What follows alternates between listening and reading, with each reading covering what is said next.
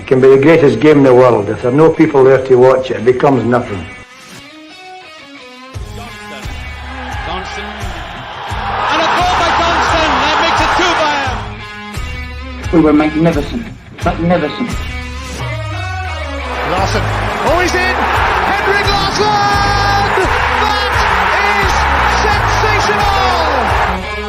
Nakamura. The game is over. The Rebels have won. He's done it! Jarman's put it in, and without a doubt, the European Cup is on its way. We'll never stop. We'll stop at half time, and we'll stop at the end of the game when we celebrate. Hello and welcome to another episode of the Jungle Junks podcast. It's Tuesday, the 11th of January, and I'm your host Gavin. I'm joined by Paddy. What's happening, mate? How you doing? Aye, not much, mate. Just looking forward to shooting the shit tonight. Obviously, we've got some big announcements made today for the fucking crackpots in the government. So I'm sure we'll talk about that and whatever else is kind of chat in January for Celtic. Aye, very true, very true. Here, by the way, I'm liking that wee intro. Like, apart from obviously the clips that we've got there, even the wee tune is quite catchy. It's a good thing. Aye, it's just something we've been working on it, Gav. So it might not be the finished article, but I like it. It's a decent wee catchy number. So hopefully the supporters of the pod can enjoy it as well. Right, first question, mate. How is dry January going for you? Because I think we've had our second weekend, and me and you are in it together on this, and I'm finding it fucking grim, mate. Are you holding up all right? I am just surviving, mate. I'm trying to keep as busy as I can because I'm rattling. But it's not that, mate. Aye, the fact that we've not had any football as well has been decent for it. You know what I mean? But it looks like going to have to get back on it soon. Aye. Well, one thing we know anyway, the Celtic and Rangers game, that doesn't happen until early February. Is that right? That would always be to drink, whether you're commiserating or celebrating. It's not that gap. It's a fucking a Wednesday night though. Oh, it's a school night as well, man. I mean, so I think we'll need to take the Thursday off because we'll be doing some celebrating anyway, I'm sure. Mm-hmm. Right, mate. Let's get into it. Right. First things first. We've had that announcement for the SNP. So the football fans are allowed back in the grounds come Monday the 17th, and that will be for us against Hibs at Parkhead. Our first game back after the January break that was brought forward. Great news for the fans. Great news for the club. What's your thoughts, mate? Of course, obviously, it's great news for the fans, Gav, because the last time we had a full capacity in any stadium was, funny enough, it was the cup final against Hibs. Then after that, it went to 500 at a maximum, which was absolutely preposterous when you think about it. But little Ginger Hitler's come out today, and she's agreed to allow people back in, and that'll be for us commencing for the Monday. But again, it's no coincidence that she's letting people back in. I'm just assuming that she's doing it so that she can curry some support for when she's wanting everybody in to watch the rugby. You know what I mean? Aye. Certainly being Edinburgh based, the government in Holyrood, can you imagine the uproar if they'd actually allowed the rugby to resume with that full capacity? But no, we need to be treated fairly. It couldn't have went on any longer, and it's even more difficult to justify the fact that our counterparts down in England, they were allowed to continue with full capacity. I know that Wales kind of shut up shop, but England with a full capacity, they were able to continue, and us up here, we've always been kind of one step ahead. We've always been more conservative, pardon the pun, than the actual tone in terms of the regulations. But Sturgeon certainly tried to curry favour with the population. But hopefully it's over with. To be honest, I can't see it being the end of it. I cannot see it being the end of it. But we'll take it when it comes. If you look at the kind of guidelines, Gav, I mean, they're still they're still talking about if the only people that's allowed to get to stadiums is going to be people who's had the double vaccination. And if you've had your double vaccination over 4 months ago, then the only way you're going to get in is if you can provide proof that you've had the booster. So I take it Novak Djokovic should be fucked then, aye? Probably, mate. That's actually quite funny, isn't it? Because everybody's going on there as if he's some sort of prisoner of war. You know what I mean? Stuck in his luxury hotel out in his balcony enjoying the sunshine. But listen, of course it's great for people that they're going to be getting back in. But again, there's too many fucking ifs and buts and this and that. You know what I mean? Like your pubs, nightclubs, everything else is still getting the extensions for the COVID restrictions, which is fucking absolute nonsense. I mean, you can put 50,000 people into 60,000 people into Celtic Park, but you can't put 1,500 people into a theatre. You know what I mean? It's ridiculous. But Kenny's mentioned it there. It's great news about fans unless you follow the Huns who are in meltdown. I'll agree with that, Kenny. Aye, good to hear from you, Kenny, mate. Always a pleasure. And I guess that kind of brings us on to the month of January. It is a bit of a crazy month, but us football fanatics, we always get a fix from the soap drama, which is the January transfer window. But I know that a lot of podcasts have been talking about that, so let's kind of push that to the side. We'll go back to that because everybody's been talking about it. Let's try and do something a wee bit original. It wasn't actually myself that clocked onto this, but I was looking at the Celtic website today, and I strongly urge you to look at this. But it was an article about a certain man who signed for Celtic, and this was going back 27 years ago to the day Pierre van Hooijdonk made his debut for Celtic. And that was against Hearts. It was a one each game. But I think it's just like of our age, like me and you were bairns back then. And it's such a fascinating time back then. In hindsight, at that point, it wasn't really that much fun. If you think that last season was grim, then it's interesting in comparison if you were to contrast that for last season back to the mid-90s. And for me, it's very, very symbolic whenever Fergus McCann took over and it was the end of one chapter and the start of a new chapter. I think, like, speaking for myself, tell me if you agree or disagree, but we weren't really treated to any kind of luxury foreign names. I know that Pierre van Hooijdonk was a relative unknown, but it came to Celtic and it was the start of something new, something exciting under Fergus McCann and Tommy Burns being at the helm. And he was bringing in it was like a changing of the guard. We still had the old kind of players like Paul McStay and Peter Grant, but bringing in the ilk of Pierre van Hooijdonk, it was the start of a new time for Celtic, and that followed on with Andreas Thom, Cadet, the Canio. You can't forget them. But I think, like, people of our generation and older, they'll know exactly where I'm coming from and why it was quite symbolic. It was the end of the bad times and it was the start of the relative good times, slowly but surely. It did take a while, but the younger generation might not quite appreciate it. But what's your thoughts? Because the background of that, he signed in January, and this was just a few months after losing to Wraith Rovers in the Coca-Cola Cup final. What was your memories of that time as a Celtic fan, as a young boy, mate? Well, as you say, Gav, obviously we were wee nippers back then, but I remember seeing the headlines and I remember thinking, this guy's got an awfully funny name. You know, because you were used to guys like Willie Faulkner, Andy Walker, Pat McGinley.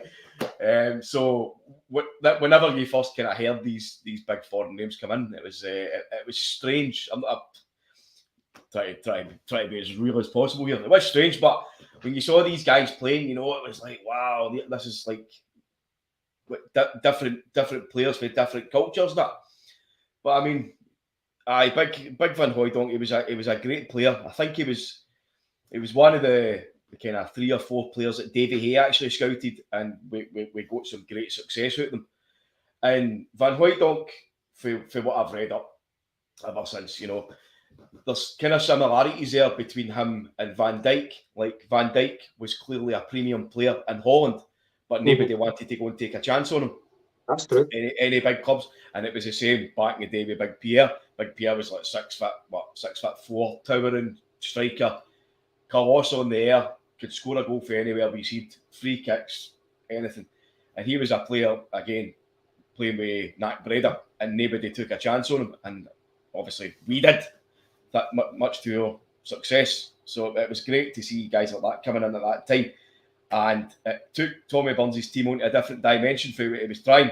Unfortunately, as we all know, it didn't get as much success as we hoped. But that 1995 Cup final was a real turning point for us in the barren times. You know what I mean? We'd won the first trophy in fucking donks. And it showed that we could win things with this team. So, aye, good signing at the time. Obviously, we all know how it ended up, but hey. And of course, as you alluded to, he scored the winning goal in the Scottish Cup final against Airdrie in 1995. And that was a barren spell, as you said. That was 6 years without a trophy. And the younger generation, it's not their fault, but we have been spoiled, the Celtic fans, in the last 10 odd years. Going back to the Mark McNeil time, even before then. But this was the start of something. But we've been spoiled for success for a long time now. But back then, it's difficult to imagine what it was like as a Celtic fan.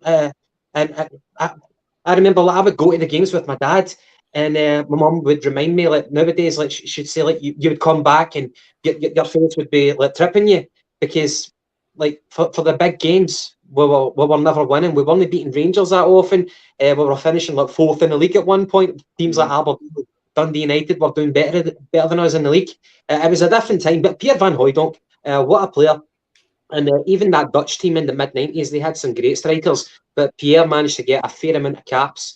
And I think he won the UEFA Cup back when it was the UEFA Cup and not the Europa League. He won that with final.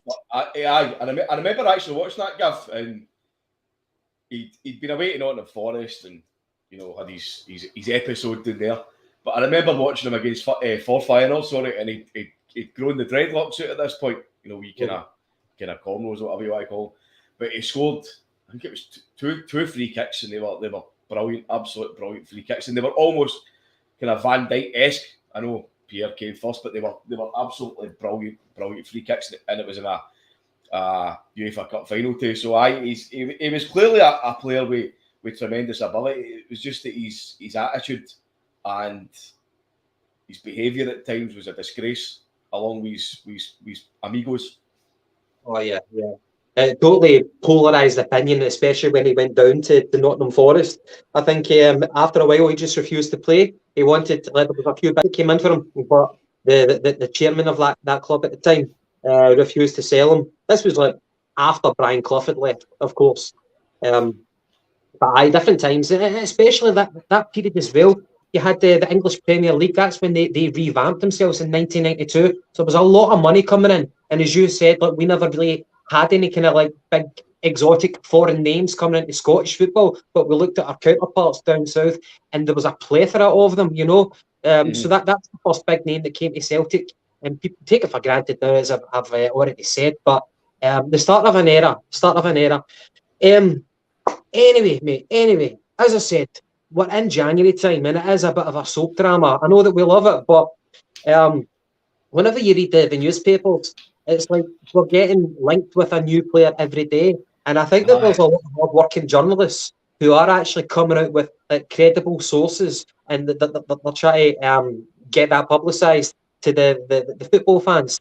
But there's other more dodgy journalists who are talking out the arse, and it's kind of difficult to separate the wheat from the chaff to find out what's kosher and what's absolute bullshit. So we've had, obviously, the 3 Japanese boys have signed for us. We've been over that. Everybody's been talking about that, but we are hearing that a lot about other players. So we've got this boy, Riley McGree. Is that his name? Yes, Riley McGree. Excuse me, Gav. Riley Patrick McGree. Forgive me. Right, what do we know about this boy? I think he's owned, his parent club are an MLS franchise. He's Australian. Ange may have given him his debut for. He did. Yes. And has he just left Birmingham? So he's been playing for Birmingham, but has he just left them? He was on loan, Gav. He was on loan for, I think it was 15 months or something like that, 18 months. And the Birmingham fans absolutely loved him for everything that I've saw and read. They were gutted that he had to go back to I think it's Charlotte FC. Middlesbrough were trying to sign him, but I think what's happened is we've kind of come in for him, and with the like with Ange gave him his debut for Australia a few years back, so that's clearly swayed his opinion. I noticed as well, Gav, we were actually linked to him in 2018. So we were. Really? That's I seen a lot of. I went back a wee bit and kind of seen the transfer rumours at the time. So that was 2018. We were linked to him, and that's when he was, I think, just before he signed for Charlotte. Maybe wrong there, but we definitely were linked with him before. So that's quite good. You know that it's a player that's been known to us, and obviously it's a player that certainly Ange knows. So again, this is another big positive for me. That is that Ange has come in under two different CEOs. Don Mackay at first, straight away he's got his own man, and Kyogo spent 4.5 million on him straight away. He's got the man that he asked for. He's got a man that came for his kind of footballing history background, that side of the world. Then the next transfer window that opens, Gav, a new CEO again, straight away. 3 guys in who've clearly been scouted for the last few weeks, months. So to me, Gav, that spells that it's not just Ange that's on board with us. It's not just Michael Nicholson now that's on board with us. It's the entire board. And I don't want to give too much credit, but I need to give some. But Michael Nicholson's the face of it now. So yeah, I find it quite interesting. Sorry for interrupting, but I find it quite interesting because not so long ago, Michael Nicholson was almost painted as a villain. He was the face of the Celtic board, and I'm not going to say unfair, but he's still a young man. Like whenever you see him, he looks about like mid-40s. For example, he was the guy who was in charge of the legal affairs for Celtic. Dominic Mackay left for one reason or another. We assume that it was because he was not fit for the job. So Michael Nicholson comes into as the standing, the caretaker. Not fucking hell. What word am I trying to use here? He came in to replace Dominic Mackay. It was an acting CEO. Acting, thank you, mate. Thank you, caretaker. Where am I going with that one? And eventually he's now been made the permanent CEO of Celtic. But obviously behind him, you've got the board, the people that we do mistrust. But Michael Nicholson was the face of it, and especially he was tainted with the Bernard Higgins fiasco. Don't want to go into too much about that, but he's went from villain to a relative hero. It's funny how quickly things can change in football. But anyway, as you said, Ange, like the point you're making is that Ange is getting his way, and he might be getting his way again with Riley McGree. Well, just before we go into that, it's actually a very good point that you made, Gav, and it is true of most Celtic supporters. It's true of me anyway. I know that for a fact. Is that we do tend to judge anybody that comes into the Celtic board as being just to not be fully trusted, which in a sense is probably unfair. But I think we've got we've got a very strong track record of that. But to say you can only judge people on the now, in terms of like the board. You know what I mean? As it stands now, they are certainly pulling their finger out, and they're getting things done prompt, quick. We don't have much of a scouting department as such, so to me this screams that everybody's working in tandem now between Ange and the upper echelons at the club, which is delightful to see. And if it's true, you know, that we're just about to sign McGree. I know McGinty's made a comment there. He says, Charlotte FC just entered the MLS as the newest franchise club. I think we've had to negotiate with the MLS themselves for the release fee. So we know how kind of crazy that the American league is, and you've got to go through all these fucking divisions and whatnot. But hey, Yep. But if that's the case, then and we're still working on that, that's great. I think we've also got the other fella. What's his name, Gav? The Iranian guy. Can I just finish up on this boy Riley? So it looks to me, again, we're using the best scouting media available to us. Fucking YouTube. So he's 23 years old. He looks like an all-action midfielder. Certainly more offensive than defensive. And the rumour is we're going for him for £3 million. That might be the release fee that we're hoping to secure him for. I've heard you say in the chat, rather reminiscent of Ryan Christie, but maybe more effective, maybe a wee bit more accurate with his shooting boots. Would you kind of back that up, Paddy?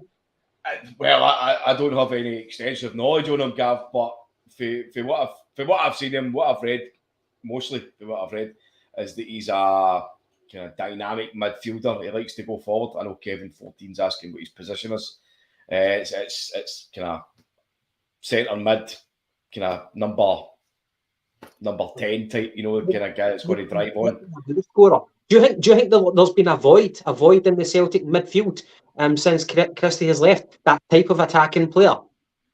I've said it to him blue in the face, Gav. We miss a player who is willing to drive forward and support. I actually think we've no filled that void since Stuart Armstrong left. That's a good shout, Christie for me is another guy that liked to drift out wide.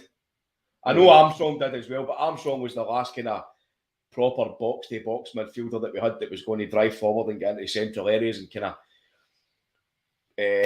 tackle, follow up, knock on for the strikers and get involved in that and try and get on the end of a cross, whatnot. Certainly somebody that was still missing the squad to know. But I'm hoping that if this boy McGree, is that type of player, then I'm looking forward to that. And I'm also kind of happy because it sounds as if Hattati's that kind of, excuse me, that kind of advanced forward midfielder as well.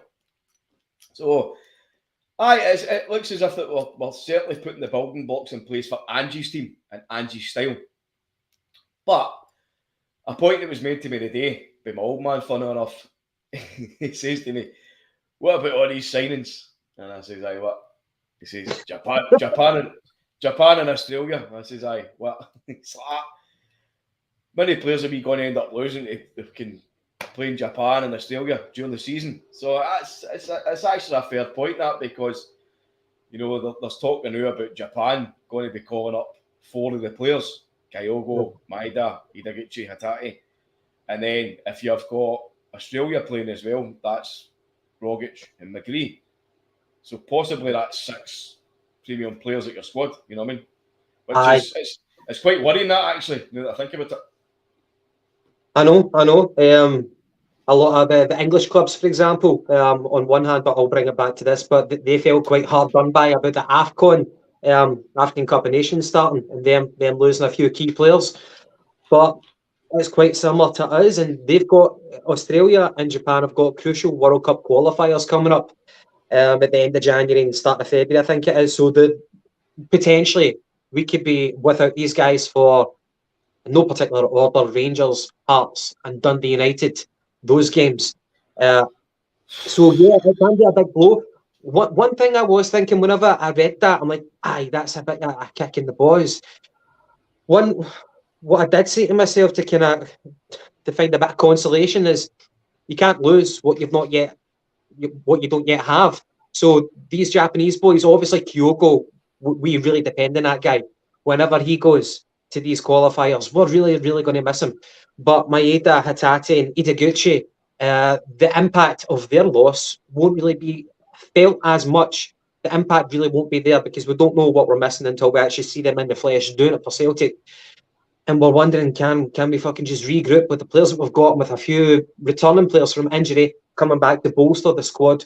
Hopefully we can make it through those games. But certainly the Japanese guys aside, Rogic, another stalwart. The guy has been so dependable. And yeah, his loss will be really, really felt. So your old man has made a brilliant point. It's just really, really unfortunate this has happened, but it shouldn't affect our transfer policy. Looking at players from wherever, South America, Australia, Japan, etc., it should never dictate policy. But it's going to be a kick in the balls, mate.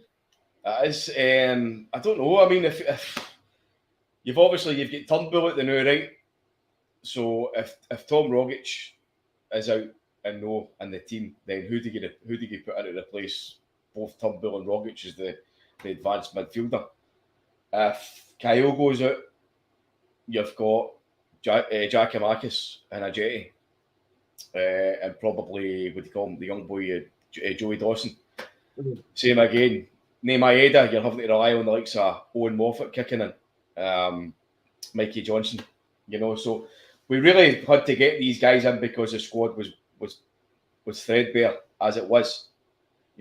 Obviously we're getting the likes of Julian back. Hopefully Jota's going to be back in the next few weeks to counteract that injury problem. But I still think that it's worrying, Gav, that we're going to lose potentially 6 players to international duty, and it's coming at a crucial time.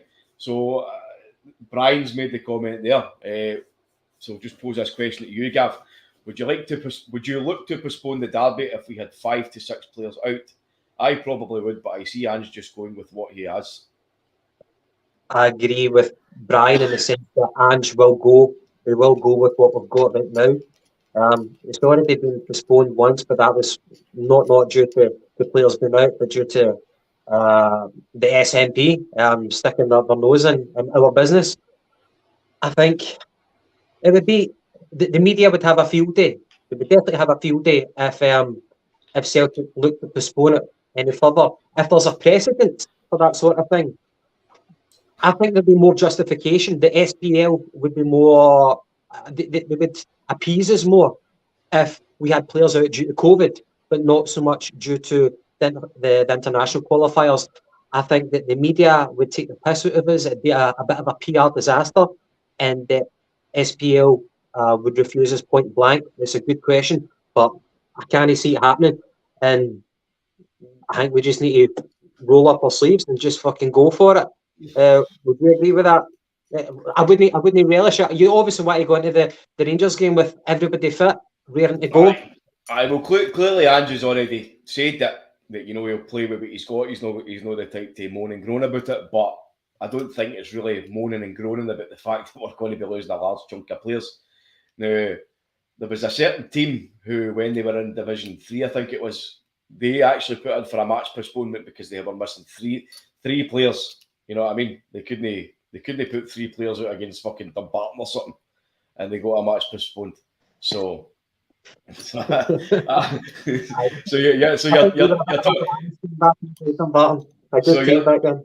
you're talking about the media take the piss out of us. You know what I mean? They probably would, but in a sense, who gives a flying fuck what they think? Listen, we'll just need to wait and see. I'm hoping that maybe Japan will, go with a few other players. I think it's probably a certain that they'll take Kyogo. I think that's 100%.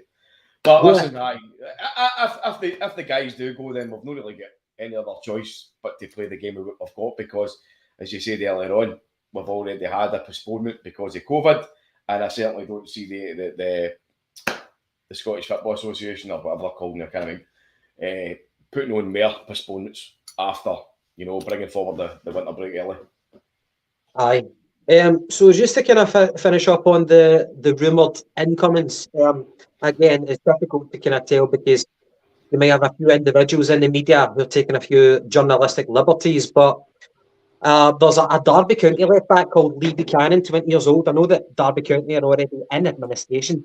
They're in absolute meltdown, but they've had a few run of games, and if they were to lose any players, it would spell certain doom for Derby County in terms of relegation down to League One. And the man that is Shrek, Wayne Rooney, he certainly wouldn't be happy with that either. But that's a wee guy that we've heard about since the start of the season. Lee Buchanan, left back, 20 years old for Derby. Another guy, I think this might have been today or yesterday, a guy called Mehdi Gaïedi. Mehdi Gaïedi. 20-year-old winger, an Iranian international who plays in the United Arab Emirates. They only signed him in the summer there, but apparently he's doing all right. And Ange, I think Ange actually, whenever he first joined Celtic, Ange did say that he was aware of players in both Asia and the Middle East. So I wouldn't be surprised if this is possibly a genuine transfer target that Ange has pinpointed. I wouldn't be surprised, but as I said, it's difficult to kind of pinpoint. Well, And another, you saw the reports coming out yesterday, Gav, that we had I think it was £2 million knock back. really? Aye. They must rate him if they don't want 2 million. They want more than 2 million. I'm sure, like many other Celtic podcasts, there'll be an influx of Iranian sports journalists coming on to tell us how good he is. So watch this space.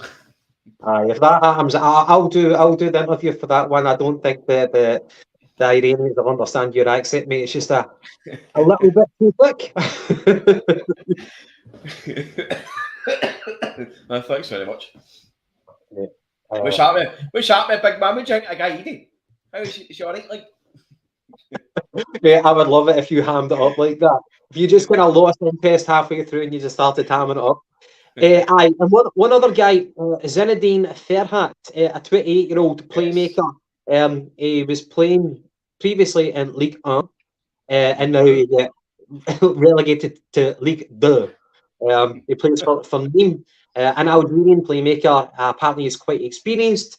Again, you don't know if half of these are just a load of shite or if they're any good. In terms of incomings, well, it looks like Riley McGree is almost over the line. Do you want any more? Are you happy to draw the line after that boy? No. I'm hoping, Gav, that we. Listen, I'm hoping that we sign Vickers and Jota. I really want the two transfers to be made permanent. I know a lot of people are saying, what's the point signing the now? You know, we can sign them later on and we don't need to put the kind of transfer money through in this transfer window. But I couldn't give a flying fuck about the transfer money or the transfer window or the accounts or whatever. I want to see starter payments anyway. That doesn't have to be paid up front. You never really do that anyway. They're always exactly. But that's what I'm saying. I couldn't care less about that whole point. Let the guys deal with the money. I want to see guys that have proven themselves coming into this club permanently. You can see how much joy that Jota's getting out of playing for Celtic. You can see how much Carter Vickers is getting confidence and growing as a player playing for Celtic. You know what I mean? They're on this journey with us, and we want them to continue it. We want to grow as a team. We want to add to the quality. We want to bring in fresh faces, get rid of the shite that's fucking lingering about that we're going to talk about soon. But no, I want the guys in the new, because if we get them in the new, then it means that they're settled. They've finally found a club that wants to take them to heart, because the two guys have, especially Vickers has had a lot of loan spells down in England. Jota's had maybe one or two loan spells as well, and he's not going to get any game time at Benfica. So come to Celtic, make a home, and go and make some history. Aye. Yeah, I totally agree with you. And another thing, another lone player back in the day who made a big impact, but he left too early, was Ramon Vega. I think he was featuring on a Celtic podcast in the last day or so. Ramon Vega, he came from Spurs, and he played 6 months for Celtic, and he left afterwards. But he made a big impact for Celtic, and I think that he was talking, whether you can put this down to genuineness from the guy or whether he's just trying to appease the Celtic fans, but he said that he really, really regretted having left too early, and he wished that he said that was one of the best times of his football career playing for Celtic. Whether the guy's talking shit, whether he means it or not, but you would hope that Jota and CCV would have similar sentiment. Well, this has been your hoping that if Celtic make a bid, you know, and obviously the player doesn't need to accept it. The player can hold out for another move. But you're hoping that maybe the likes of Joe Hart, who is an integral part to this squad, he's a leader. You can see how much he loves it now. He's coming on a permanent transfer, Gav. He's realised what Celtic's all about. He's found a home. He's found a crowd that loves him. He's found a team that wants him. And he's shown the benefits of that's coming out of his game. So you're hoping that for him coming from Tottenham, where Carter Vickers, that's his parent club, he's surely going to be having a word in his ear and saying, listen, you've been out on loan, you've been here and there, nobody's gave you that chance. We've all got a chance here of doing something good. You know what I mean? Come here, spend a couple of years, and then if you want to go here, there and everywhere, you'll get it. But come here, try and win a league, try and get into the Champions League, blah, blah, blah. It'll be great. And talking about Big Vega was a phenomenal signing. I mean, I'm sure it was his first game, Gavi's debut. He nearly scored a hat-trick against Aberdeen. Scored 2 absolute brilliant goals, and it was a type of player that we needed at that point. And he was magnificent, so he was. But then obviously Watford, Elton John came calling for Watford, and he couldn't resist it. I want to make a nothing's come to mind, and my dad jokes are bad enough as it is.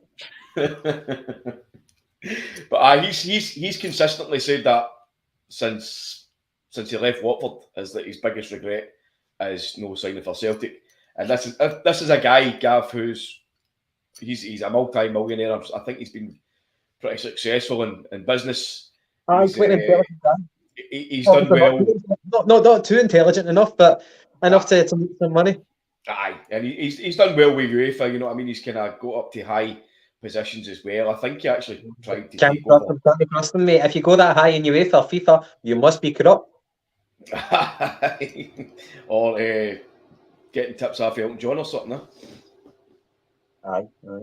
Right, mate. Let's move on. So, I wanted to talk about players who are surplus to requirements at Celtic. So obviously, we've been buying players from a position of weakness. We had so many good players we had so many players who left Celtic, and a few decent players as well who'd left Celtic. So we've been buying from a position of weakness. But now, you could argue that we might be top heavy in certain places. I think, for me, I'll say it again. I think this league will be decided on who has the best strength and depth. I think we can match Rangers for the best 11, but strength and depth is going to be a massive factor. We've got... What was the previous one, mate? Aye.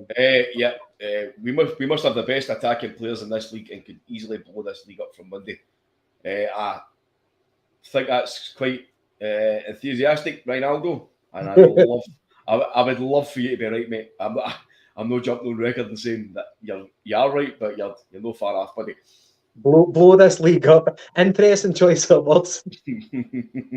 But I hope in terms of the positivity that we're going to steamroller the teams for the remaining games. Certainly fucking hope you're right, mate.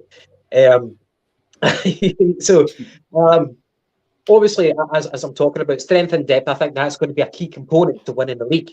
And I think Davey Boy there was saying that our best 11, maybe I'm saying it, is very good in comparison to Rangers. So there might be a few players, maybe more than a few players, that we might need to get rid of. People who've been with the club for a number of years and the writing's on the wall. So let's go through it. So I've got a wee list here, Paddy, and I'm eager to get your thoughts. Start off in goalkeeper, and I'm all ears to hear what you've got to say, whether you agree with me or disagree with me. It'll be good to see if we can get a wee debate out of this. And for the viewers, please let us know your own comments on this one. So, Barkas, the goalkeeper. Get the fuck. And actually, so the Greek man, he's been with us for almost like a year and a half. I think he's got about 2 years, presumably, left in his contract. He's actually made an appearance for Celtic already this season, much to our surprise. And actually, to confirm my own suspicions, Ange does speak Greek because he was doing an interview with the Greek media a couple of days ago. So he's very, very fluent in his mother tongue. I should hope so. Gavi is Greek. I'm talking about Ange. Aye, so what? He left when he was 4 years old. Man. Aye, well, I'm sure he was talking Greek when he was 4, like, you know. Well, it's reassuring for me because there could be nothing lost in translation whenever Ange tells Barkas, you must do better. But he's came out, I think, I read comments maybe today, and he's been talking about Barkas, and he said it's been very, very difficult for him during COVID to settle in Glasgow. He's found it difficult. He's a very, very hard worker.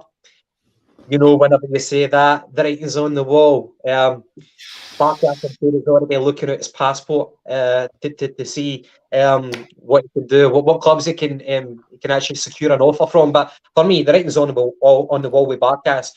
Would you agree? Would you give him a second chance because he's still financially an asset? fucking arsehole, man. Like, I would love to know the Greek translation to English for "fuck off, you absolute roaster." I was all for giving Barkas another chance at the start of this season, especially when I heard Ange was coming in. You know, he was Greek background, Greek speaker, whatnot. But everything that I've seen for Barkas this season, Gav's been an absolute disgrace.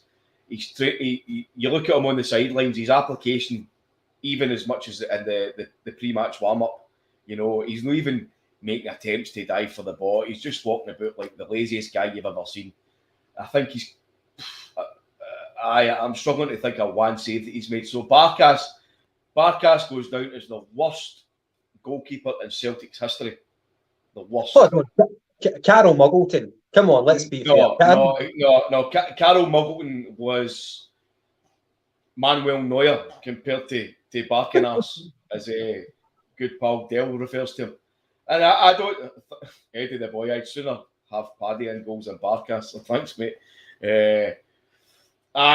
Me helping the guy, I don't hold him any ill will, but he can piss off. Fair dues.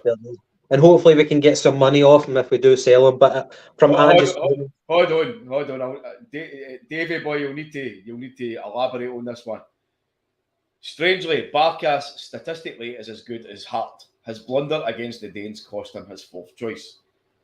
That one there, you're going to need to leave us a wee comment, mate, and tell me what you're smoking. Do you remember the pre-season friendly against West Ham and yes. how 6-0 game, was it, Gav? No, we scored a couple of goals, I think. Maybe could have been about 6-2.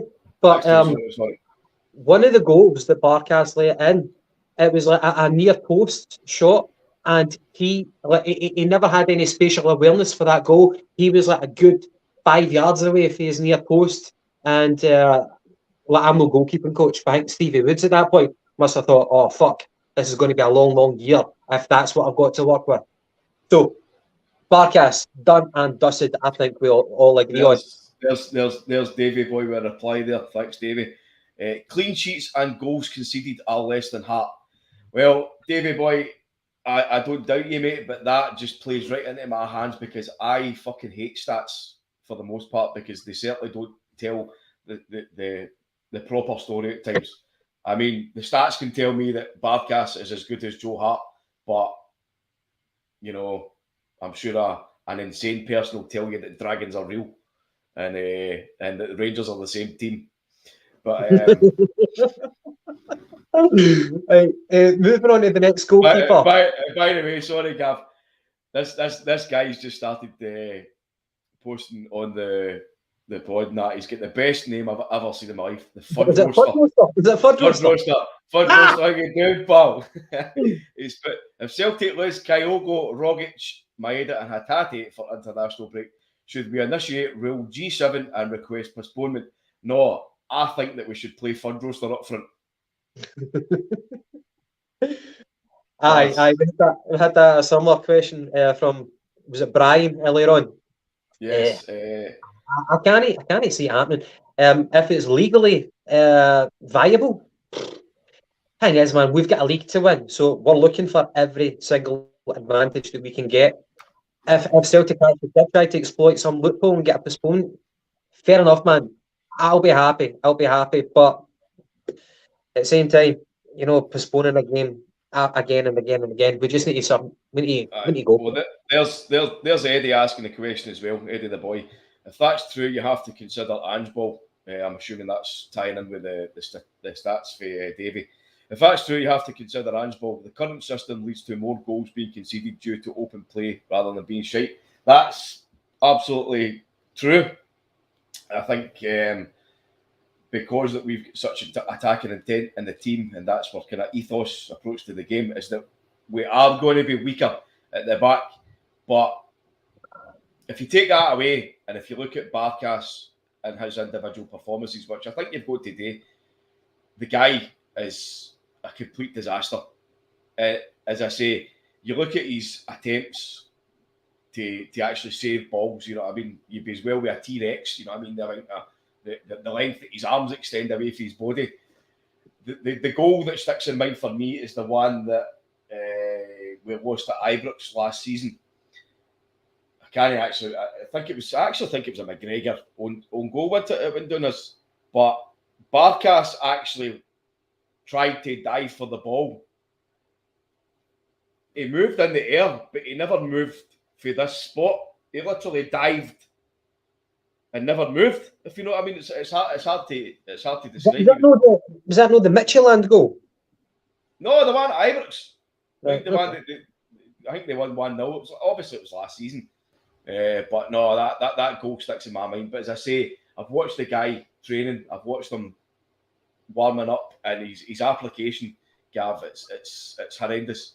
It just looks like a guy that can't be bothered. You know what I mean? So if he can't be bothered to even warm up and at least try and he can't even save a shot in a warm up. There you go. Move on, because I'm starting to get annoyed about him. I was about to say that, guys.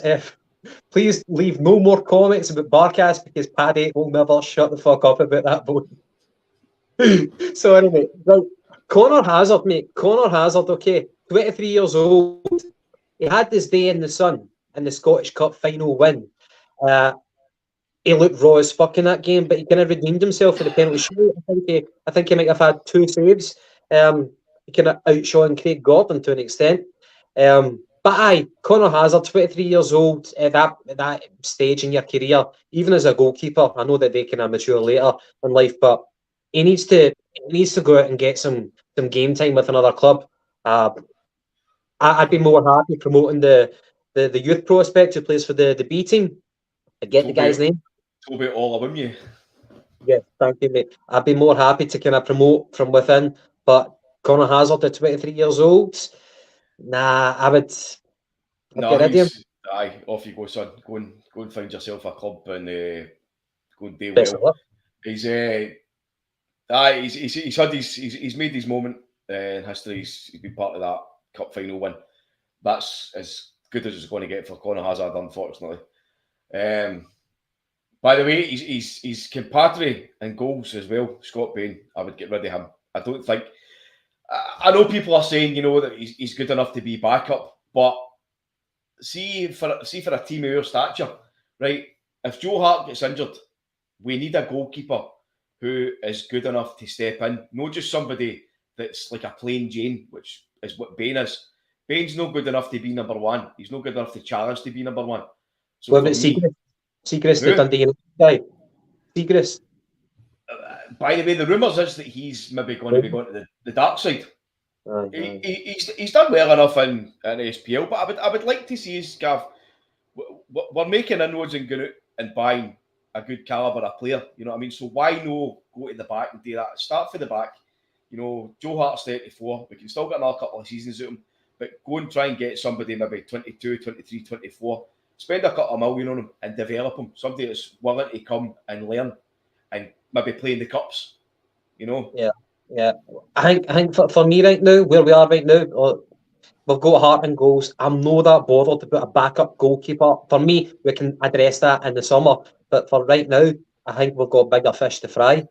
But Hazard, I think he's like an international for Northern Ireland. Tell me if I'm wrong. Aye. So he's going to make a career. Best of luck, mate. But I don't think it's going to be at Celtic. I don't even know if he gets a game for the occupied 6 county game, 18.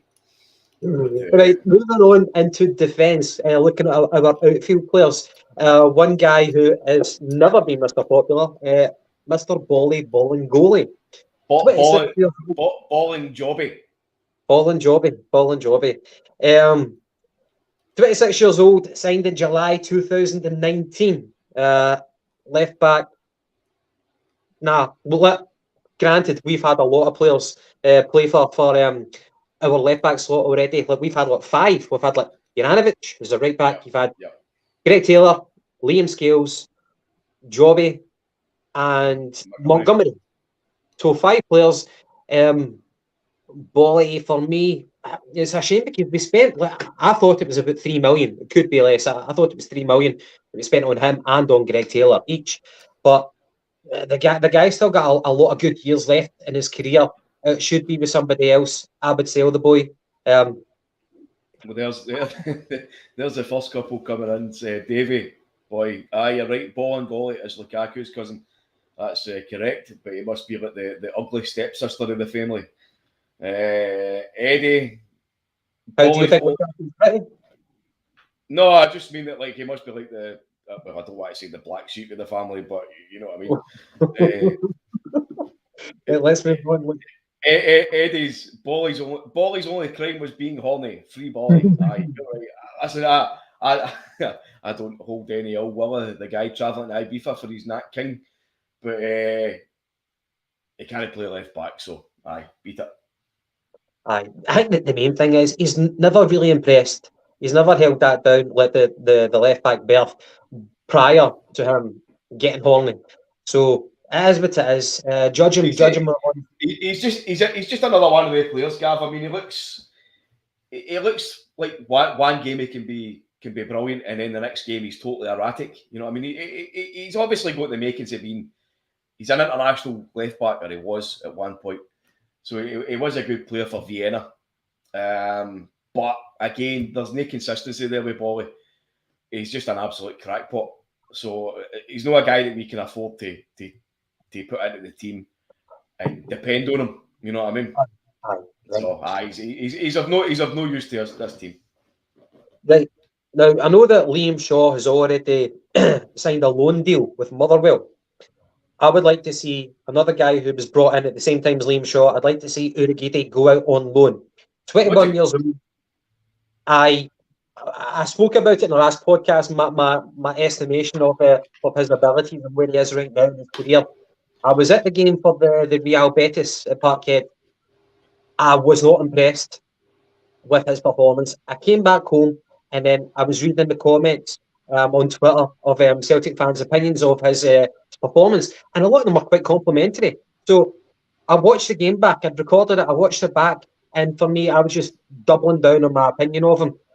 I'm happy for people to disagree with me, but Urhoghide for me is miles off it, and I would even be surprised. I don't mean to be harsh on the guy, but I'd be surprised if an SPL type of team actually came in for him based on the evidence thus far. Get him out on loan, because right now, miles off it. Are you with me or are you against me in that one, mate? I'm torn on that one, mate, because I think for me, I don't think we're going to play anybody other than Juranovic at left back as the consistent left back. So I think it's always left back. I think we're going to keep Juranovic at left back and play with Ralston at right back. So if we do that, then we're going to need somebody else who is able to play in the right back position. We don't have that.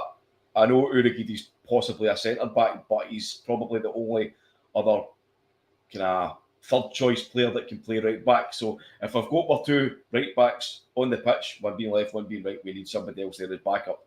I would have that, and especially if we get another possible injury at centre back, or if Stephen Welsh gets sold to Udinese, which is possible, we're going to need another player who can operate in that position. So I would keep him a bit, Gav. I know it would probably do his development better if he went out on loan, but I think we saw how much we can be shortchanged with players missing. So I think I would keep him. I would keep him for that. If there wasn't so much riding on this season, I would be happy for Urhoghide to get more game time for Celtic, so that you would have to eat your bloody words, man. Like, the guy is gash. But we'll find out, mate. Dane Murray, that's an interesting one. So he is 18 years old. Personally, for me, I would keep him and develop him in the first team just for training. Certainly he could go out on loan. He's not good enough to play for us right now, but I would keep him and develop him. There's no rule that if you're not good enough for the first team, you must go out on loan. What's your thoughts on that one? Because he did get a wee bit of exposure. I think he might have played maybe two games.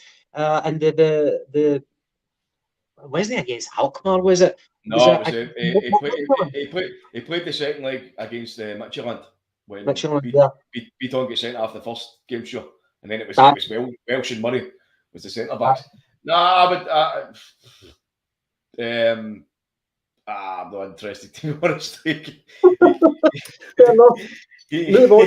He can either play with the B team or go out on loan. Aye. Like, this is an interesting one because this is a young boy who's actually had a fair bit of game time. This boy has had 18 appearances this season, 19 years old, but you're probably going to guess I'm talking about future game time at Celtic because we've got all these new players in. Maybe not. Best position, we don't know. Adam Montgomery. I would loan him to fucking Bannatyne's gym and say, go and bulk up, wee man. Go and do some body work.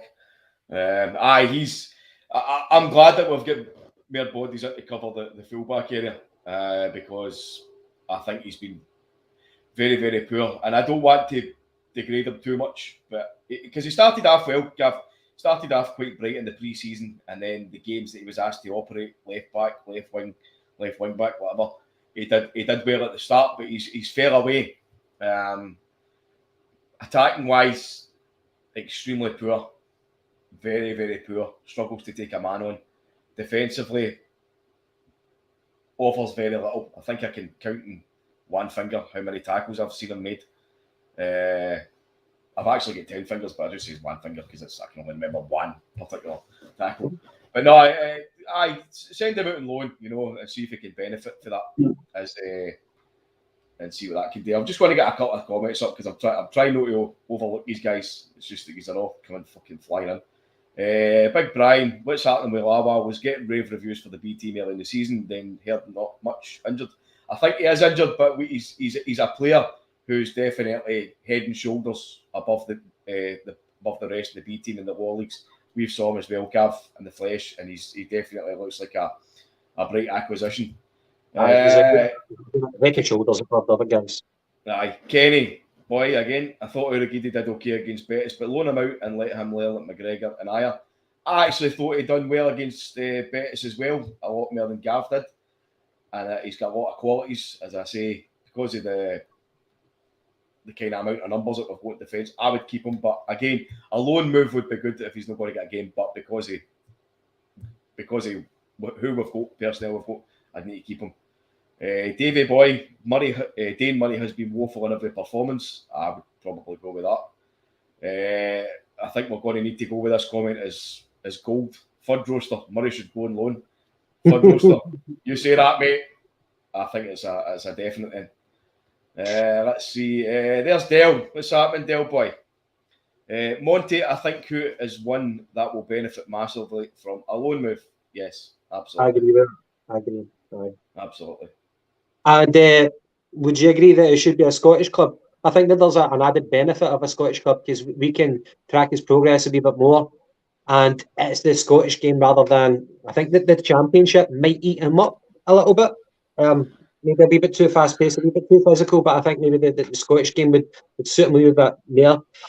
I think that's something that we should do a lot more, Gav, is to send our players out on loan to the other teams in Scotland. What I actually think that we should do, because I don't think it benefits the player, is that we don't allow them to play against us. And I know, would you like to see that rule overturned? I know obviously that could work against us, like the player could put in a performance and he could beat us and this and that. But like if you send Montgomery on loan to St Mirren for talking sake, right, and he's playing 5 games in a row and he's doing decent, and then he comes up against Celtic and he can't play, so that's him sitting in the stands. It ruins the momentum. You know what I mean? I don't know. It's a hard one. I don't like to see players not being allowed to play because they're playing against the parent club, but I can obviously understand it because I don't want them coming back to bite us in the arse. Yeah, there's always that fear that players can come back and haunt you. I know that it's never happened to us because of that rule. I'm thinking like Harold Bratback whenever he scored a fucking hat-trick against us. I know that he was the on loan, but he was a player that we let go. Interestingly enough, sorry, Gav, there's Ronaldo asking a question as well. What happened for Paddy Roberts for Man City? I think he's signing for Sunderland, I believe. But going to challenge the McGree, is he? There's Kev Kevin 14 made a good comment. Kilmarnock could be a good loan club for 6 months. Aye, maybe go down there with Derek McInnes and learn how to win. Aye, he just took over. You know what I mean? Aye. And interestingly enough, you've got the boy Henderson, who's just left Celtic permanently now. He's on a half-season loan but at the end of it, he'll be made permanent. But for that half-season loan, he cannot play against Celtic. An interesting one, but I think Rangers did that similarly whenever they sold, forget the guy's name, to Aberdeen. It could have been McCrory or something like that. Moving on. Quite an interesting one. Welsh, Stephen Welsh, 21 years old. He's had a lot of exposure. But the interesting thing is Udinese has came in for him out of left field. Italian football have already got a couple of Scottish players anyway, and Hickey, the ex-Hearts fullback, still a young boy, of course, and they've got Henderson as well, a former Celtic player. That's in Serie A. So Udinese have came in looking for Welsh for a very cut price deal. I think it was just like roughly about 1 million, maybe 1 million plus. For me, there's far too much potential. I know that some people like to write off a centre-back who's not 6'2". I think this guy is roughly about 6 foot-ish. Let's not forget Fabio Cannavaro, the last defender to win a Ballon d'Or. But I think there's far too much potential for Welsh. If he was to go, we've only got Julian Starfelt, Cameron Carter-Vickers. Beaton, I think he's proved he's not a central defender. We need Stephen Welsh. It's not just one for the good of his career staying at Celtic. We actually do need the guy. And for me, he does not disgrace himself. What do you think? Well, you're talking about his height, Gav. I mean, what's 2 inches between pals? But no, listen, it would be maybe not a disaster, but it would be stupid to sell Welsh to Udinese. Number one, like he's done well enough. He's done reasonably well the games that he's had to play this season. He's probably going to be the 4th choice centre back because Julian is going to come back. Hopefully, he's going to replace Starfelt and he's going to build up a partnership with Carter-Vickers because I think that on form, in fitness, that's going to be the best two. Starfelt can be number 3 and Welsh can absolutely be number 4. And also, you're talking about the transfer figure that's been reported, Gav, is £2 million for Welsh. They can piss off. Keep him. I forgot what I was going to say there. But one other thing about Welsh, even if you've not been overwhelmed by his ability, I think his mentality for a young player, I think his mentality is brilliant. He never shies away from responsibility.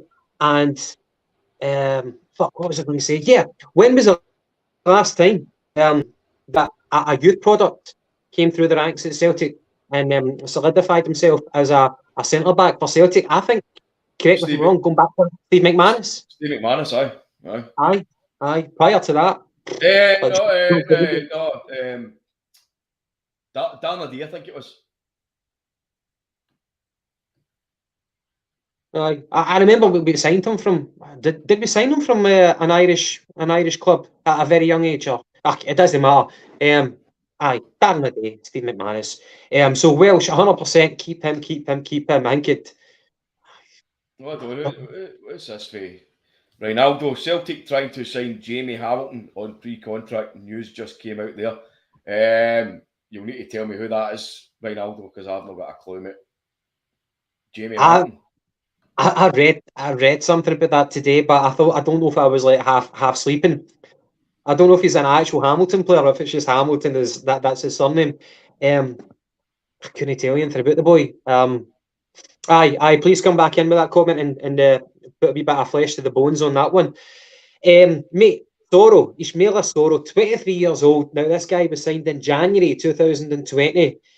We're top heavy as it is for defensive midfielders. We've already got Beaton, who, as I said, he's justified himself. He's proved that he is a defensive midfielder and not so much a defender. So you've got Beaton, you've got McCarthy, who was signed for four fucking years and rumoured to be on half decent money as well. You've got McGregor, who's already been playing as a number 6, and then we've got Soro, and we've also brought in Ideguchi, who might be a cut above the rest. For me, Soro, I want to see him do well, but he's a bit of a car crash, man. He starts off a game with a yellow card, man, and you're watching behind the couch to see if he's going to make the 90 minutes. Mate, he's an idiot. He's a player that came in last season and made an impact at the same time as David Turnbull, and we needed a kind of a wee solid midfielder that was going to get stuck in and put in the tackles and read the game, and he done that well for most of the second part of last season. But when he came in this season, Gav, he's turned into a fucking complete maniac. Like, he's went from being what I called a Poundland Kante to a fucking Landry and Guemo. You know what I mean? That's how bad he's got. But nah, he's never going to solidify a first team position at Celtic. You know, there's so many players have got in ahead of him now, and he's really let himself down this season. Especially you look at the Betis game, the first game in the Europa League. I mean, he get booked early on, and then he was still running about like a fucking maniac, and he nearly got sent off. So he's a liability, is the nice way to say it. So I definitely Offski. But just on the last point there, Gav, Jamie Hamilton, as the boys are telling us on the chat, is a centre half for Hamilton. Funny enough. Oh.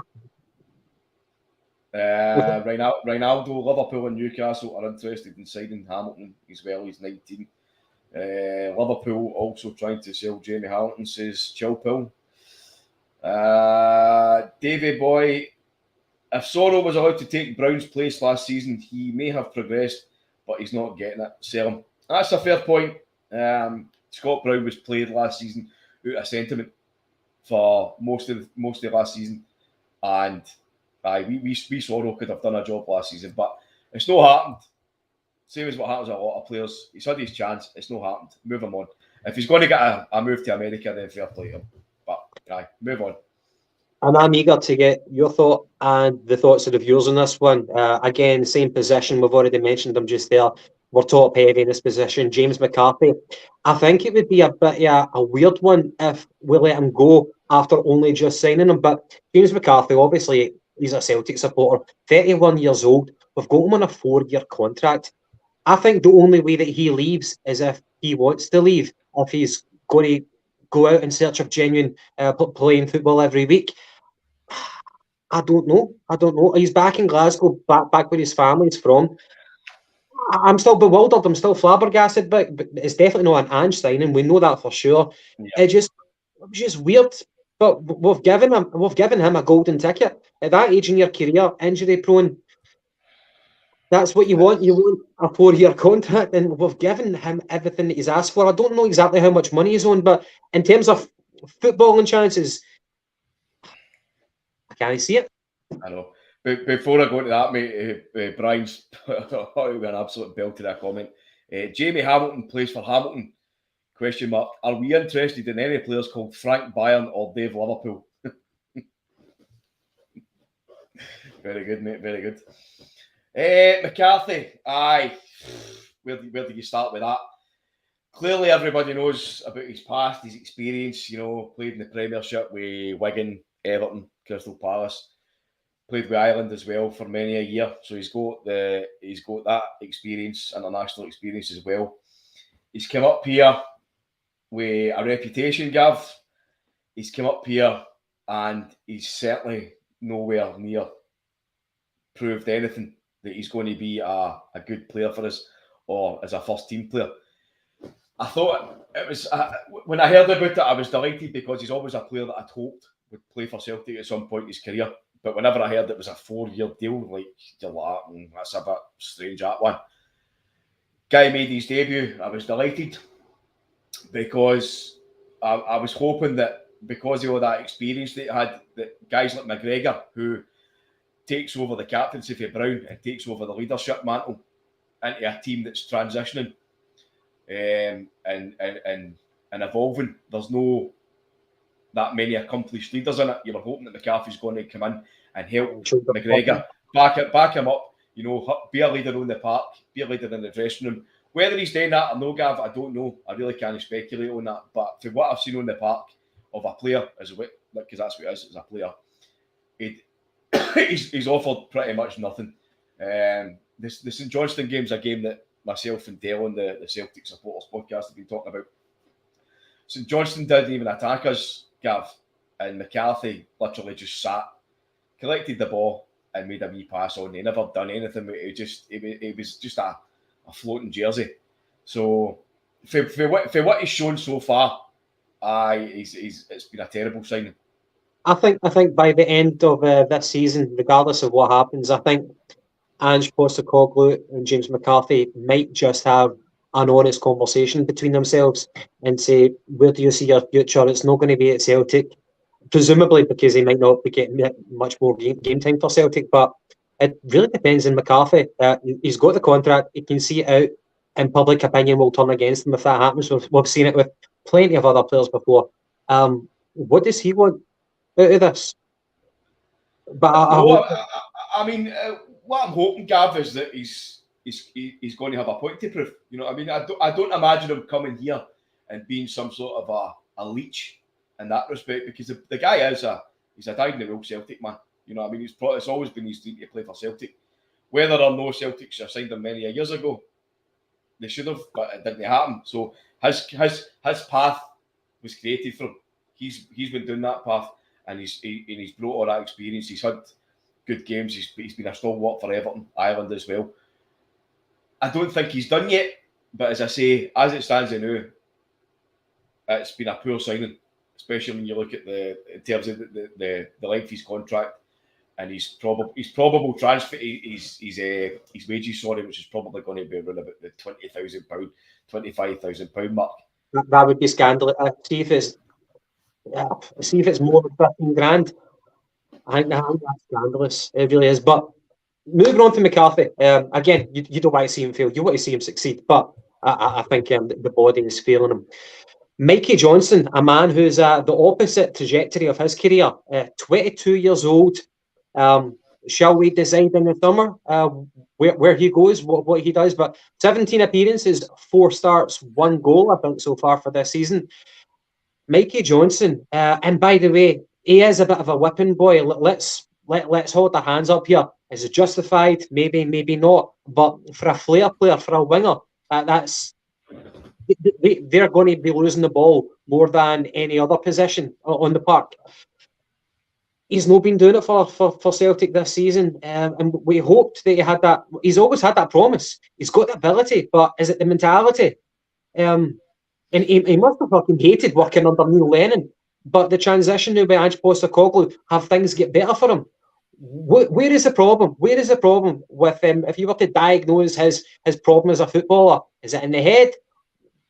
What's happening with Mikey Johnson, mate? Well, since Mikey Johnson came in and made his debut, Gav, he was kind of... He looked like a tall enough boy, he was always quite slight. He looks as if he's certainly got the ability and the quality. He can have that wee turn of trick. He can take on a man. He can leave a guy on his arse. I think it's a mentality thing with Mikey Johnson, because what he does is he does the starting move well. As I say, he can do a bit of trickery, he can get by a man. But when he's running forward and it comes into the crunch area of either having to make that clinical pass, get the shot on goal, get something on target, he just doesn't do it. He doesn't look up. He doesn't have that. He doesn't have a killer instinct. For me, he's too nice. He's too nice a boy. There's no aggression in him. You know what I mean?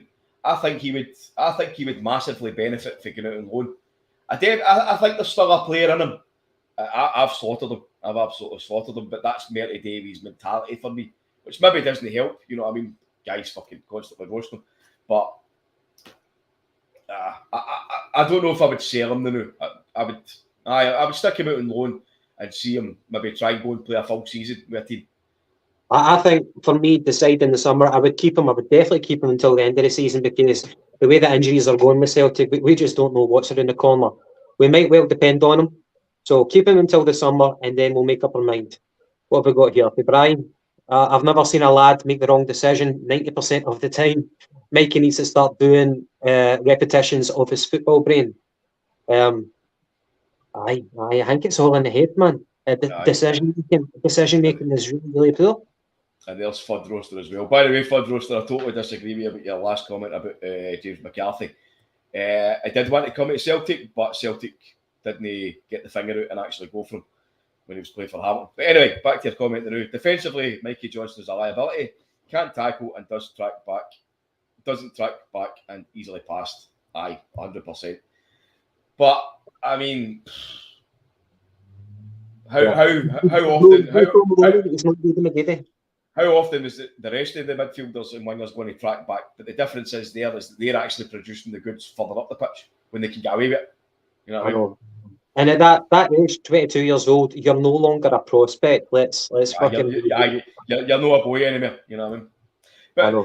But the thing about Mikey Johnson is, Gav, see at the start of the season when you saw him, he looked as if he'd been working out, bulked up a bit.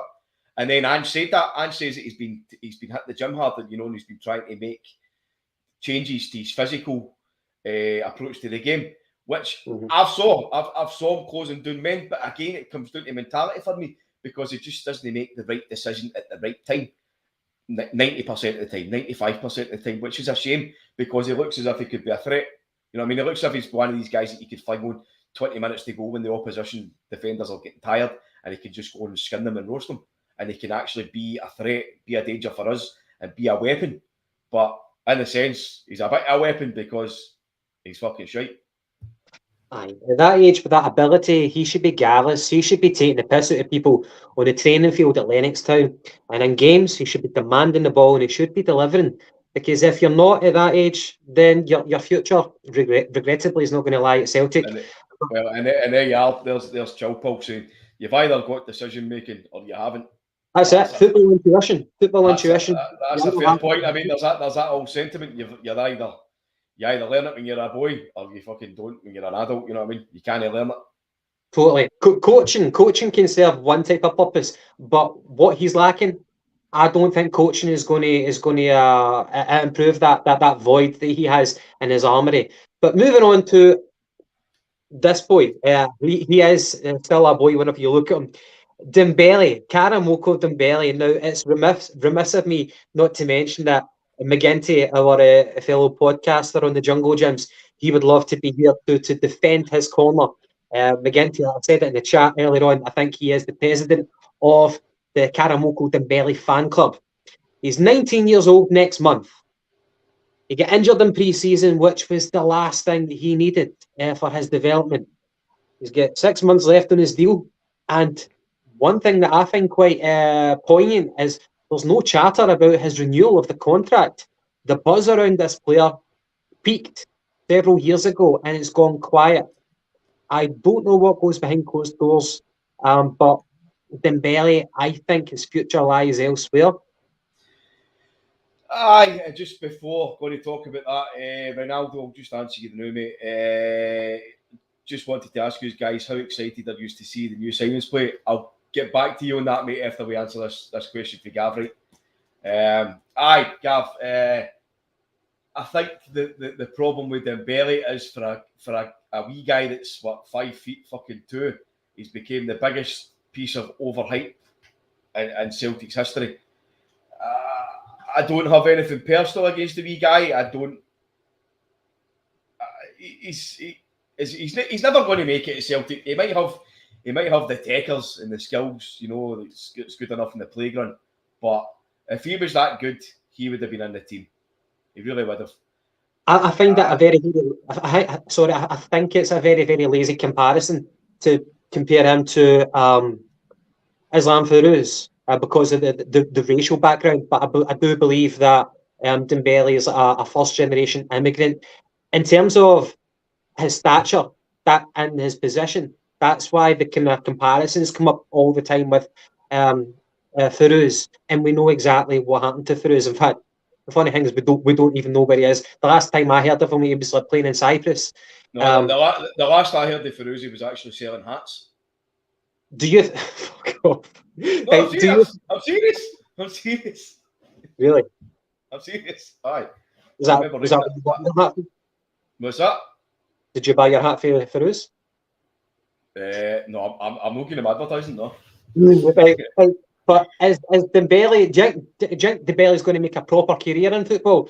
Do you think it's going to be the same? Do you think it's going to go the same way as Feruz? I've got absolutely no idea, Gav. I mean, I've got my own opinions on it, and I'm just speculating. But the wee fella was getting so much exposure when he was like 14, sorry, when he was breaking into the under-21 teams, you know what I mean? At that point, he was representing Scotland, and then he switched over to England. But by the way, it was well within his rights because he was born in England. So if he wanted to choose England, that's fair enough. I know there's a whole fucking problem with, you know, turning his back on Scotland with X amount of people, but that's fine. I think he's had that much exposure, and then when he's made the switch to England, you know, it's like Gav. He'll have people in his ear saying Scotland shite, Celtic shite. Come on down to England. And his brother plays in England as well. Is that right? His brother's Karamoko Dembele. The last time I seen him, Gav, he was playing for Peterborough. I don't know where he is now, but he's done no bad. You know what I mean? He's getting a game in League One. But to go back to Karamoko Dembele, I don't think he'll be here at the end of the season. And I think personally he's so overhyped it's unbelievable. Whether he goes on and makes a career down in England, which is where he'll probably go, I don't know. And to be perfectly honest, I don't really care. Because I don't see him being a Celtic player for that much longer. And unfortunately, as soon as a player leaves Celtic, I couldn't give a fuck about them. So I'm preempting that. Fair dues, mate. Do not cross Paddy. He does not give a fuck about you whenever you leave Celtic. And I think the main thing is, for me, there's been no chatter about the renewal of his contract. So I think the writing's on the wall there. And finally, I've got one more name. In fact, what have we got here for Davy Boy? Dembele was really overhyped as a young boy. He's never going to make it at the top. Future jobber with an ego. He'll make money, but it will be in League 1 and 2. Fair play. But as I say, I've got no ill will towards the wee guy. I just don't see him progressing at Celtic. Whether or no he should have had a chance earlier on, that's up for question, because we know what the Celtic Academy's been like in recent years, with young players not having a clear pathway into the first team, which has been totally wrong. We've seen an influx of players leaving. Liam Morrison going to Bayern Munich, you know, fucking Angelini away to Stoke, players like that. Good players leaving because they weren't getting a promise in the first team. But with Ange being here and Ange being so big on youth development, you would think that there would be inroads to keep him here. You think there would be a contract offer. You think you would hear something, Gav, but you don't. You know what I mean? So that's why I don't think that there's any future here for him. You can't really judge him. I think he's back in first team training just now. I think he came back in quite recently, but the injury that he got in pre-season was not good for Celtic and not good for him, because I just not really had a proper opportunity. There's one for AJSC Tech. I get the feeling that the early famedom got to his ego and worked him. Let's see if he recovers from injury.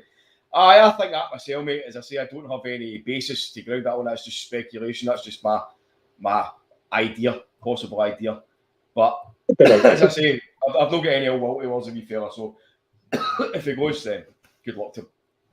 And the final name that I've got for you, Paddy, is Albion Ajeti. 25 years old, centre forward.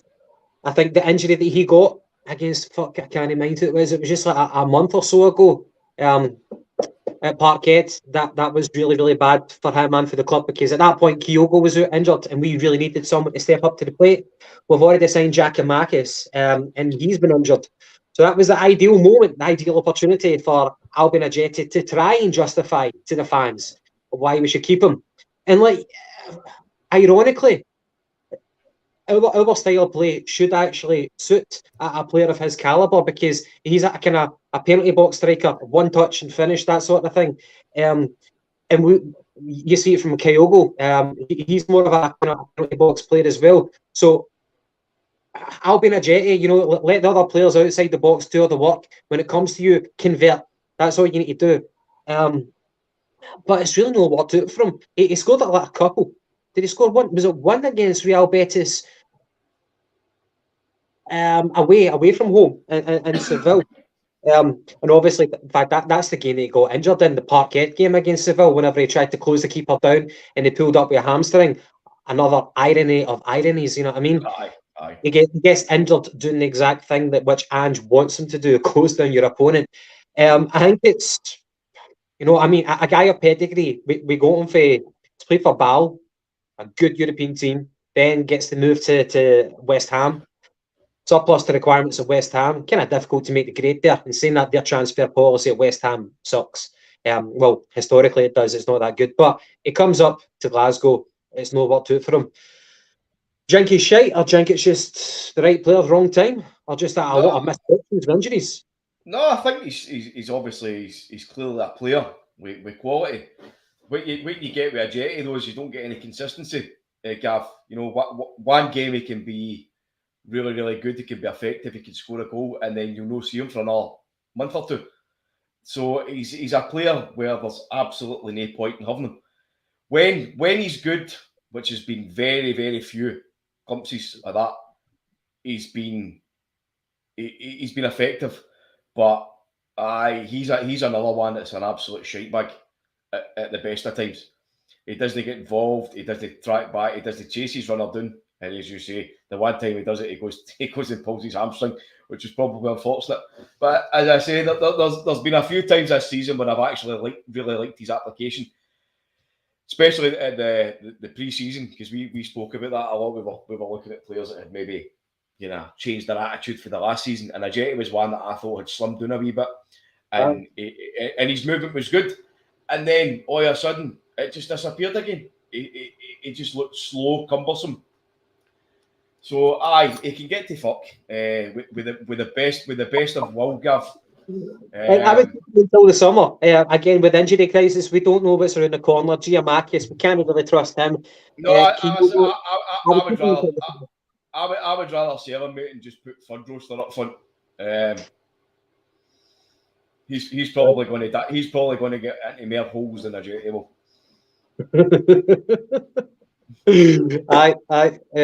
Fair dues. Right, I've not got any more names. But right, well, just before we go back on that, and I'll go back to Ronaldo's comment. Ronaldo, sorry. Just want to ask you guys, how excited are you to see the new signings play? I'll let you rattle on with that one first, Gav. Maeda, that's his name, Dyson Maeda. Very excited. I think and again, we've not yet seen him in the flesh, but I'm anticipating that Jota might go to the right and Maeda will occupy the left forward, and of course Kyogo up front. I think that will happen, especially with other players. Things are not going well for them, such as James Forrest, who normally would always be your first pick at right forward. I'm very excited about Maeda. The guy's a workhorse. What I'm really, really excited about his actual work ethic. In terms of his quality, I don't know how good he is with the ball at his feet. I think he's good at like a one-touch finish. I don't think he might be the best dribbler in the world, but I think Postecoglou is bringing him in because he knows exactly what he's going to get from him. I think he's going to be a fan favourite. Yeah, really looking forward to him. Hatate and Itaguchi are a bit of unknown quantities, more so for Hatate because he's I don't want to say a jack of all trades, a master of none. I think that's a horrible label to give someone who's a utility player. But he's a young boy, and I think whenever we had Dan Orlowitz, the J League expert, he said that he's one of those players that you need to really, take care of him, look after him, and give him all the support that he needs. I don't know how strong mentally this player is. Certainly what he's seen do well, but he's already a Japanese international, and he won the J League anyway. So he's already got a winner's medal from that. So he must be of good stock, of good pedigree. I'm looking forward to that. And Itaguchi, I'm intrigued about what he can do that would be maybe set him apart from Beaton, from McCarthy, from Soro. I'm intrigued to see what his composure is like, because a lot of the Japanese players who come to Europe are normally quite technically gifted. I'm quite excited to see about that. In terms of Johnny Kenny, no idea. Big bustling 18-year-old centre forward. I don't know if he's going to trump Joey Dawson in terms of the pecking order, or if he's going to go to the B team. I do not know about that, but I'm looking forward to it anyway. But we really need to come together. We really need to push on. the bedding in period, I don't think anyone really has much of a license to do that. What do you think, Paddy? I seen a comment earlier on, and it was about Dembele. We were talking about Dembele, and somebody says, give him the rest of the season. Unfortunately, we can't give a guy like a kid like Dembele the rest of the season. We are in a massive title fight here. We need to win this league this season. It's imperative. It's colossal. You know, apart from wrestling back the title that's ours, there's that massive carrot of the Champions League at the end of the season. So we need guys to come in and absolutely boss it. Guys like Maida, I think he's going to be an incredible signing, because his work rate, his quickness, his sharpness, his dynamicism, his directness, his closing down, his pressing, everything is going to terrorise SPL defenders. Especially playing on a big pitch like Celtic Park, he's going to be able to cause so much fucking carnage if he wants to. Hatate, I think, is going to be a wee guy that will be able to come in and cause a bit of havoc and all. You know what I mean? He's probably going to be a guy that's the ball stick to his feet, and he'll run and he'll get forward and he'll get into good positions. He'll link up with the wingers, the midfielders, the inside forwards, whatever you want to call them. I'm actually looking forward to seeing Ideguchi, because he's a player that I've not really seen. Not that I've seen a lot of either two of them, but Maida and Hatate have been on that wonderful scouting system that's called YouTube quite a lot and been excited by it. But Ideguchi is one that I want to see how he slots into the team, because I think if he gets a game, Gav, he'll be the one that sits in front of the defenders as the lowest sitting midfielder that McGregor has kind of been most of the season. And then it'll be Ideguchi, McGregor pushing on a wee bit, and then hopefully Tam Rogic up top and that three. So for me, that's kind of, you've got good passers, you've got somebody that's going to be able to read the game and kind of dictate at both ends. You know what I mean? Ideguchi will hopefully dictate defensively, and Tom Rogic dictate offensively. I think for that shift in the midfield, for that to happen, Ideguchi needs to be very, very good, because that means if he goes in, McGregor pushes up, and obviously you've got Tam Rogic, nobody's going to oust him. If that happens, that means that Turnbull's not getting a game, and Hatate's not going to get a sniff either. So I know that we're just speculating here, and that's what we're here. That's why we've got a podcast to kind of talk about these hypotheticals. But if that's going to happen, Ideguchi will have to be a proper player.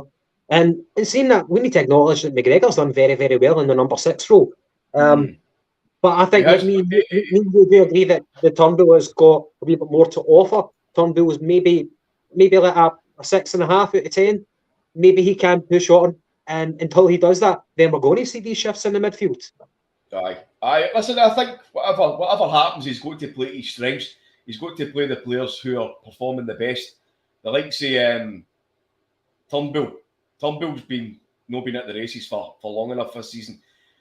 If we'd have had the players and the personnel to be able to make a change, I think he would have been trapped. But now that we're getting guys like Gucci and Riley McGree, who's also another midfielder, that gives us the option to drop players, rest them, and let them find form again. Just to jump back into the last kind of wee round of comments, Gav, Chilpal says that all Japanese players are loyal and they will run till they drop. That's good to hear. Fud Roaster, do you think Ange will change from 4-4-3 to 3-5-2 now that he has strengthened his squad? Absolutely not, mate. I don't think he's willing to change his formation. I think that's as his formation, but I think what he wants to do is take the players that he's got and the formation he's got to another level by bringing in players who are more suited to play that kind of style. You know what I mean? He's moulded players that's already here to play that way, but now he's handpicking players that he knows can play it in that formation, and I think that's clearly a massive positive, that he's getting guys that he's worked with before. He's getting guys that he saw in his previous leagues. You know what I mean? I think 3-5-2 has been a popular suggestion as a plan B for Celtic, and obviously Ange has came out and said, for want of a better word, but he doesn't have a plan B. It's just, it's always plan A, just do it better. But I think if we did go 3-5-2, Jota, for me, is not a centre forward. Jota looks to me, for me, it's completely obvious. He loves to kind of hug the touchline and come inside, whether it be a left or right coming in that way. Him playing up top alongside Furuhashi, I cannot see it. And he's certainly not a wing back. So if you're playing a 3-5-2, he's not going to be a wing back. That's just spoiling his abilities, what his potential. But it is an interesting one, because then you've got Giakoumakis. Where does Giakoumakis fit into all of this? So if we did do a 3-5-2 and you never had that quandary, that dilemma about getting the best out of Jota, and certainly Giakoumakis and Kyogo up front, that would be an interesting dynamic. So maybe it could happen, but not in our favour. If we were to go if we were to play Rangers tomorrow, we would not do a 3-5-2. No. Gav, you know my opinions on it, mate. I would always have two strikers up front in any formation I deployed as a manager. I would always have that kind of robust, strong, aerially dominant striker who can go and terrorise defenders and make space and have the wee guy being able to feed off him. But the whole 4-3-3 system is set up so that there's three interlinking or interchanging forwards constantly trying to bamboozle an opposition defence and just take them on. But that only works if you've got somebody driving forward for midfield to back them up. Because when you've got Jota, for talk's sake, out on the left, or a Bada or a Maida, hopefully on the right or whatever, when you've got Kyogo in the middle himself up against 2, 3, 4 and 5 defenders, it then starts to become troublesome when he's trying to do that all himself. Do you know what I mean? So when you get that guy busting the forward for midfield, that essentially turns into 4 strikers. If you get another guy pressing forward, it turns into 5 strikers. Do you know what I mean? So that's where the transition's got to be in the tactics. You know what I mean? It's got to be ever evolving during the game. So I know guys are kind of having a chat aside there, talking 3-5-2, 4-3-3, whatever. But again, that evolves and changes within the game. Whether he starts off at 4-3-3, when he's attacking, our inverted fullbacks turn into midfielders, so it then becomes like a 2 fucking, I can't even count them now, 2 at the back, loads of midfielders and loads of forwards. You know what I mean? When we're defending, it turns, you get 4 at the back plus 2 dropping back, so it turns into 6. You know what I mean? Can I just check your maths on that one, please? Don't ask me to do that again. I can't count. I got the same answer as you. Yeah, we're cool. Right. no bother, fucking Rachel Riley. Get your tits out. Right. Shall we end it with that one? Any other comments that you want to address before we wrap it up for tonight, mate? No, just absolutely delighted to be seeing Celtic back in action soon. Aye, absolutely delighted. Listen, just wanted the viewers as well. We've had guys on all night, and it's been absolutely great. We usually only do about an hour for the weekly roundup, but because these are all on, these are all talking away, listening, whatever, getting involved, we've stuck on for an extra 40 minutes. So thanks very much to everybody. And if you could all do us a favour, if you could all jump on the YouTube and hit the subscribe on the channel, that would be a massive help, because we're getting thousands of viewers, but not a lot of subscriptions for some reason. So if you could all jump on it and give a wee subscription, that'd be great. And a wee like. Very demanding. And if you can hit that like button as well, you've got no idea how much that benefits our Grown Me podcast. So thank you so much for actually staying with us for the entire duration. Almost an hour and 40 minutes. Fucking hell, we can wrap it on. So the next game is Monday, the 17th of January at home to Hibs, quarter to 8. Monday night kickoff. That is a weird one. I don't know if it's televised, but I'm looking forward to it anyway. Oh, it's pushed by me. I meant to have a fucking rant about that. I know. Imagine fucking changing the Hun game for a Sunday to a Wednesday night. Dirty rotten bastards. I need to get pushed on Wednesday and Thursday now, because dry January is going to be finished and I'm going to be celebrating. Come on, you boys in green.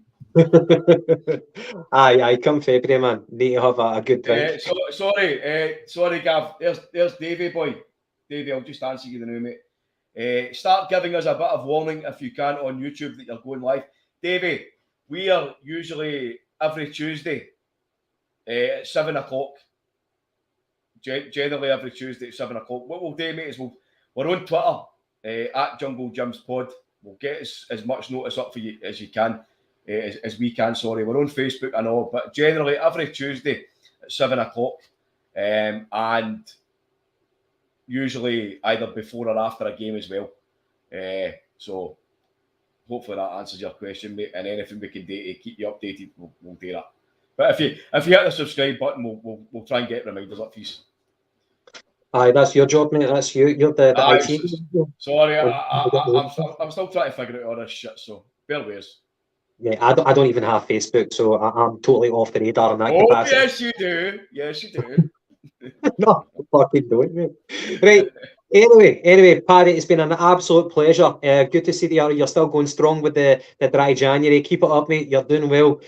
And I've been drinking so much water that I need the fucking piss. Right. So let's turn the shop. Again, to the viewers, thank you so much. And we'll catch you again soon.